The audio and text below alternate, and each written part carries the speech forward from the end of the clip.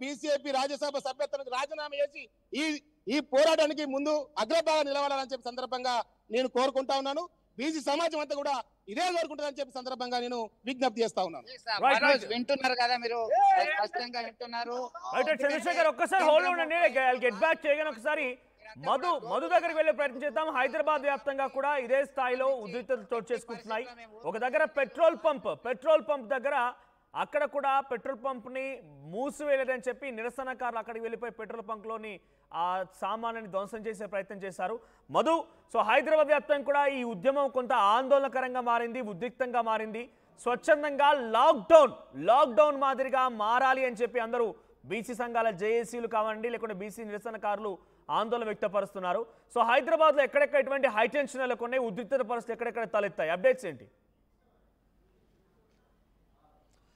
Exactly 42% BC reservation గురించి ప్రభుత్వాలు విచిత్రమైనటువంటి వాదనను తెరపైకి తెస్తున్నాయి. కోర్టులు విచిత్రమైనటువంటి తీర్పులు ఇస్తూ ఉన్నటువంటి పరిస్థితి. బీసీలంతా కూడా గందరగోళానికి గురవుతున్నటువంటి సిచ్యువేషన్ ఉంది. ఈ నేపథ్యంలో ప్రెజర్ చేయడానికి, సంఘటితం చేయడానికి బీసీ 42% ధర్నా రిజర్వేషన్ కోసం బంద్ ధర్నా నిర్వహిస్తూ ఉంటే 10 కాకముందుకి జనరల్గా సాధారణంగా హైదరాబాద్ నగరంలో ఉదయం 10 గంటలకు, మిగతా కొన్ని నగరాలలో 10 గంటలకు షాపులు, తర్వాత కొన్ని ఓపెన్ అయ్యేటువంటి పరిస్థితి ఉంటుంది.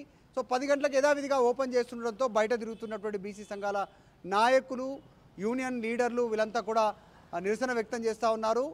కోరంటి, ఇక్కడైతే నల్లకుంట ఫీవర్ హాస్పిటల్ కోరంటి ప్రాంతంలో ఉన్నటువంటి పెట్రోల్ బంక్ ఓపెన్ ఉండడంతో క్లోజ్ చేయాలని మొదటగా రిక్వెస్ట్ చేశారు.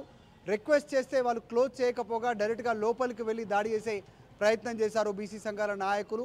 తెలంగాణ ఉద్యమం సమయంలో ఎట్లాంటి సిచ్యువేషన్ ఉందో అట్లాంటి సిచ్యువేషన్ తీసుకురావాలి, బీసీలకు 42% రిజర్వేషన్ అమలు కావాలి, రాజకీయంగా ఫ్యూచర్లో ఎదగాలన్నా, తర్వాత ఉద్యోగ ఉపాధికి సంబంధించిన విషయంలో వారికి అన్ని రకాలుగా లబ్ధి చేకూరాలన్నా ఈ రకమైనటువంటి రిజర్వేషన్ తప్పనిసరి. దానికోసం ప్రెజర్ చేయాలి. ఏదైనా ఉద్యమం చేస్తేనే కోర్టులైనా, కేంద్ర ప్రభుత్వాలైనా, రాష్ట్ర ప్రభుత్వాలైనా దిగి వచ్చే సిచ్యువేషన్ ఉంటుంది. గతంలో మనం తెలంగాణ ఉద్యమం చూసాం. సుదీర్ఘ పోరాటం తర్వాత తప్పని పరిస్థితితో తెలంగాణను ఇవ్వాల్సినటువంటి సిచ్యువేషన్ క్రియేట్ అయింది. పార్లమెంటు రాజ్యసభలో ఆమోదింపజేసి, రాష్ట్రపతితో ఆమోదింపజేసుకొని ప్రత్యేక రాష్ట్ర ఏర్పాటు జరిగింది. ఇప్పుడు సేమ్ అలాంటి పరిస్థితే. రాజ్యాంగ సవరణ జరగాలి, తెలంగాణలో ఉన్నటువంటి బీసీలకు న్యాయం జరగాలనేటువంటి రీతిలో పెద్ద ఎత్తున ర్యాలీ రూపంలో వెళ్తున్నటువంటి వారికి ఓపెన్ ఉన్నటువంటి పెట్రోల్ బంక్ కనపడింది. వాళ్ళు చెబితే వినకపోగా వారిపైన అటాక్ చేసినట్టుగా తెలుస్తూ ఉంది. మనం చూస్తూ ఉన్న విజువల్స్లో ఆ పైప్స్ వగలగొట్టారు, వారిపైన అటాక్ చేసే ప్రయత్నం చేశారు. ఇమీడియట్గా క్లోజ్ చేయాలని చెప్పారు. ఈ అటాక్ జరిగిన తర్వాత పెట్రోల్ బంకు క్లోజ్ అయింది. ఇంకా కూడా కొన్ని వాహనాలలో తిరుగుతూ ఉన్నారు బీసీ సంఘాల నాయకులు. ఎక్కడ షాప్స్ ఓపెన్ ఉన్నా, తర్వాత బంద్ సంపూర్ణంగా కనపడకపోయినా వాళ్ళు బంద్ చేయాలి, షాపులు క్లోజ్ చేసుకోండి, సహకరించండి రాష్ట్ర బంద్కు అనేటువంటి రిక్వెస్ట్ అయితే చేస్తూ ఉన్నారు. Already Karimnagar, Yousufguda, fever hospital, Nallakunta fever hospital దగ్గర, ప్రస్తుతం మనం నల్లకుంటకు అత్యంత సమీపంలో ఉన్నాం. నల్లకుంట ఫీవర్ హాస్పిటల్ దగ్గర మొత్తం పెట్రోల్ బంక్ పైన అటాక్ చేస్తూ ఉన్నారు. ఇంకా కొన్ని షాపులను దగ్గరుండి వాళ్ళు అర్థం కాకపోతే వీళ్ళ షట్టర్స్ క్లోజ్ చేసి వెళ్ళిపోతూ ఉన్నారు. రెస్టారెంట్లు, ఇంకా మిగతా వాణిజ్య సముదాయాలు ఉన్నటువంటి ప్రాంతాల్లో దగ్గరికి వెళ్తూ ఉన్నారు, క్లోజ్ చేస్తూ ఉన్నారు. పూర్తిగా సహకరించండి బంద్కు అని చెప్తున్నారు. కనీసం బంద్ రోజైనా మధ్యాహ్నం వరకైనా సహకరించాలి అనేటువంటి ఒక డిమాండ్ చేస్తున్నారు. అత్యవసరం ఉన్నటువంటి వారికి మాత్రం మినహాయింపు ఇచ్చేటువంటి అవకాశం ఉంది. అంబులెన్స్, తర్వాత ఇంకా ఏమైనా ఆసుపత్రికి వెళ్ళేటువంటి వాళ్ళు కానీ ఎవరు ఉంటే మినహాయింపు ఇస్తూ ఉన్నారు.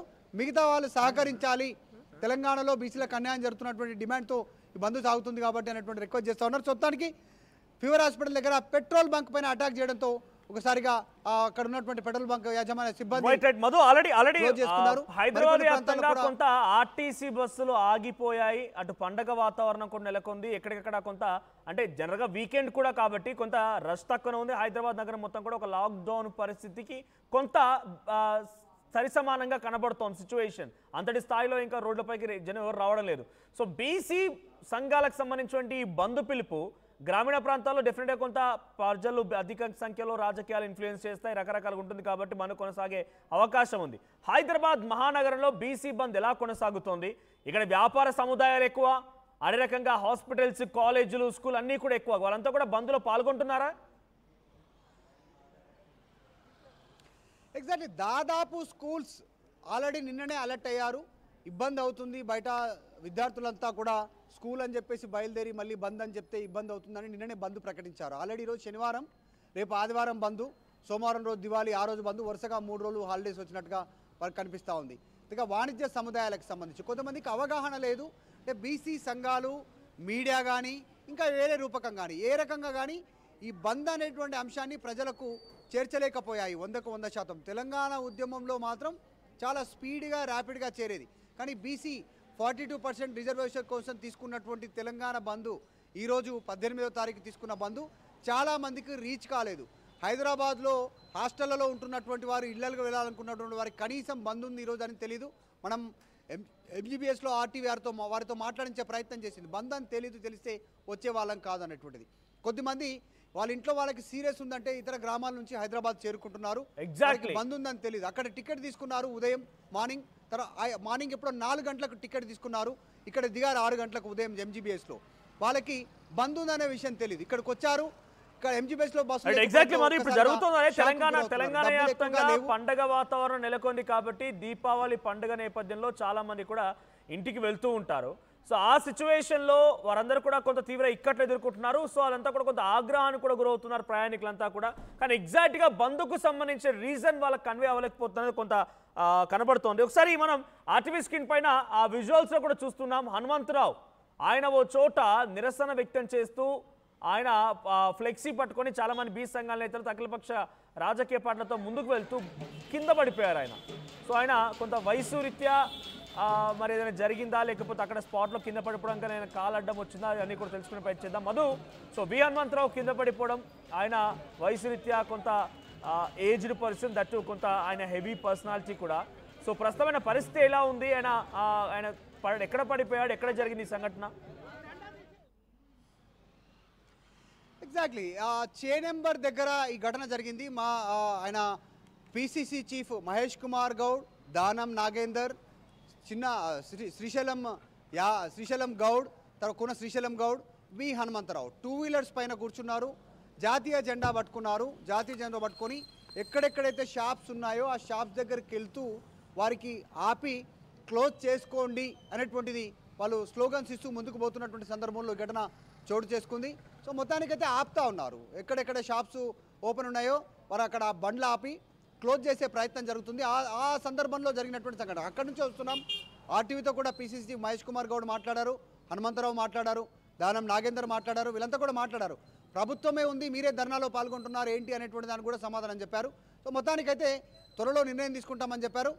42% రిజర్వేషన్ అంశాన్ని తెరపైకి తెచ్చిందే కాంగ్రెస్ కాబట్టి మేమే ముందుంటాం, దాంట్లో ఎలాంటి డౌట్ లేదు. రాజ్యాంగ పరంగాన పార్టీ పరంగాన ఫ్యూచర్లో డిసైడ్ అవుతుంది. కానీ ఈ ధర్నాలో మేము కూడా పాల్గొంటున్నాం అనేటువంటి స్టేట్మెంట్ చేస్తారు. హనుమంతరావు కూడా అంబర్పేట్ చేనెంబర్కి సంబంధించినటువంటి నియోజకవర్గం, అంబర్పేట్ నియోజకవర్గం చేనెంబర్ ప్రాంతంలో ఆయన మొత్తం 2 వీలర్ మీద తిరుగుతూ నడుచుకుంటూ వెళ్తూనే కింద పడిపోయారు. అక్కడ విజువల్లో కనిపిస్తోంది. పక్కనే రోహిన్ రెడ్డి కూడా ఉన్నారు. రోహిన్ రెడ్డి, కొంతమంది బీఆర్ఎస్ పార్టీ శ్రేణులు, కాంగ్రెస్ పార్టీ శ్రేణులు, అన్ని రాజకీయ పార్టీలకు సంబంధించిన నాయకులు కూడా ఉన్నారు.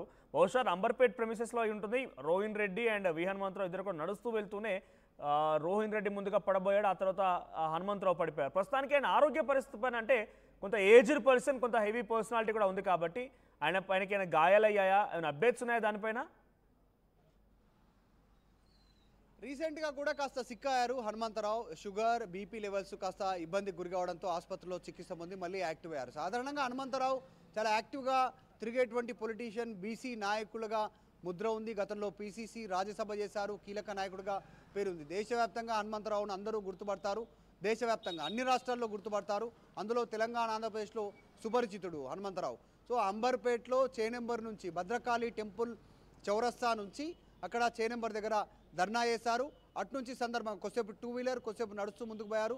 రోహిన్ రెడ్డి వచ్చారు అక్కడికి, హనుమంతరావు ఉన్నారు, దానం నాగేందర్, శ్రీశైలం గౌడ్ ఉన్నారు, పిసిసి చీఫ్ మహేష్ కుమార్ గౌడ్ ఉన్నారు, ఇందిరా శోభన్ ఉన్నారు. వీళ్ళంతా కూడా మొత్తం వెళ్తూ ఉన్నారు. వాళ్ళతో పాటు ఇంకా పార్టీ నాయకులు ఉన్నారు, బీసీ సంఘాల నాయకులు ఉన్నారు. వేరే వాళ్ళంతా కూడా బంద్ చేపిస్తూ పోతున్న సందర్భంలో కాస్త ఏజ్ అయింది, అయినా కూడా ఆయన యాక్టివ్గానే ఉంటారు. ఆ సందర్భంలో ఈ ఘటన చోటుకోవచ్చు. ప్రస్తుతం ఆయన okay, everything is okay.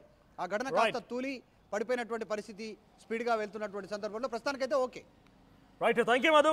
So రాష్ట్ర వ్యాప్తంగా బీసీలకు సంబంధించినటువంటి ఆందోళనలు ఉద్రిక్తంగా మారాయి.